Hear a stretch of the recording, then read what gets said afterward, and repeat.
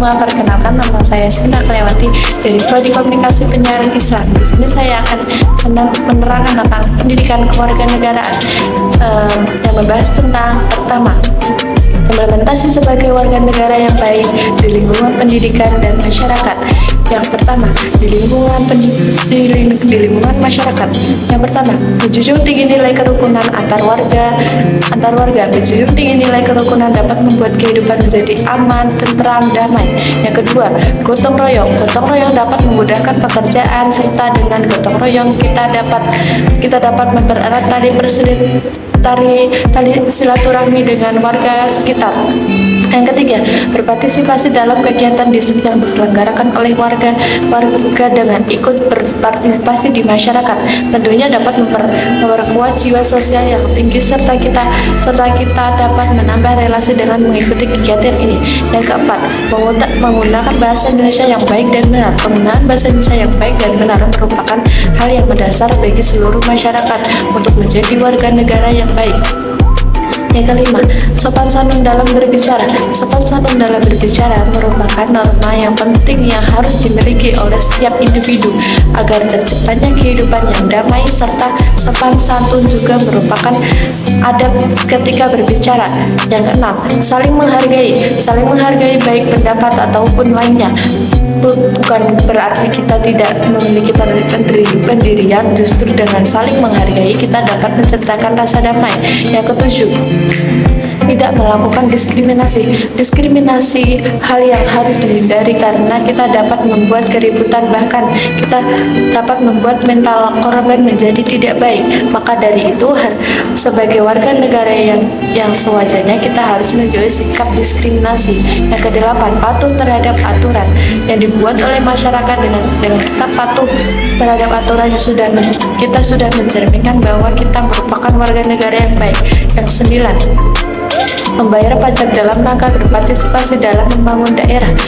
Membayar pajak merupakan bentuk rasa peduli terhadap kemajuan dan pembangunan daerah. Yang ke-10, menyampaikan inspirasi kepada masyarakat.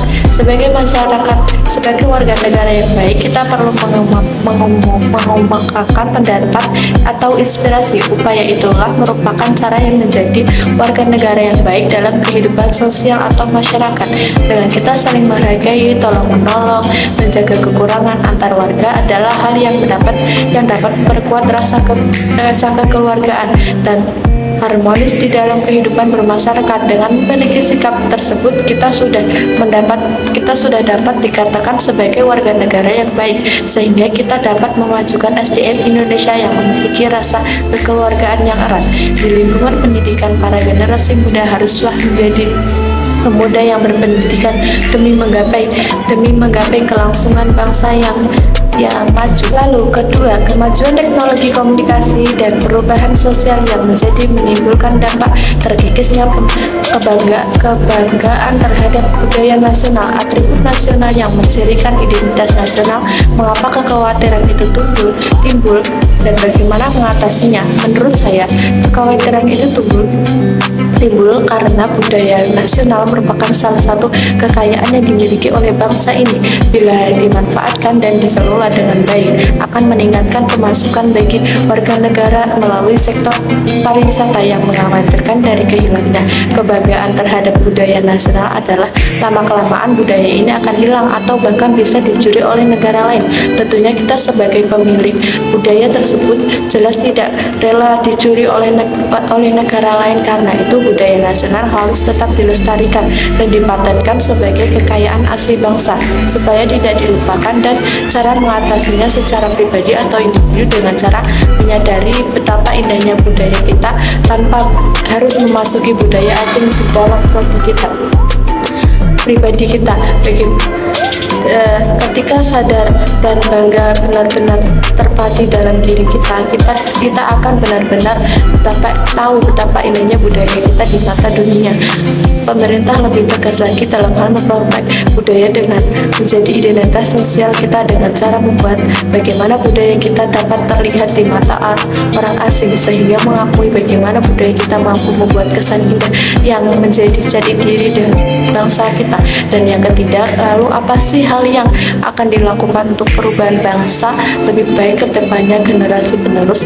Menurut saya, pemimpin adalah seorang yang bertugas bertujuan memimpin suatu organisasi agar dapat membangun suatu hasil yang baik serta mengarahkan anggotanya ke arah yang benar. Tugas dan kewajiban yang dapat dilakukan agar dapat menjadi pemimpin adalah: satu, memahami setiap sifat anggotanya seperti menyeimbangkan sifat mereka dan bertukar pikiran bersama bagi mengembangkan bangsa.